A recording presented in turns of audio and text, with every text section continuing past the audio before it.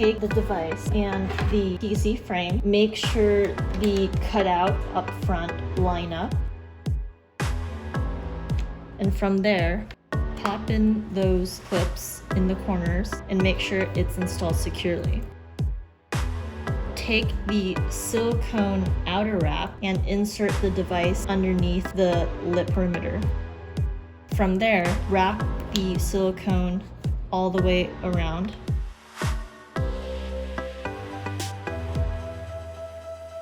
And you'll notice that there are these silicone tabs underneath. Those are meant to be inserted into these slots along the PC frame.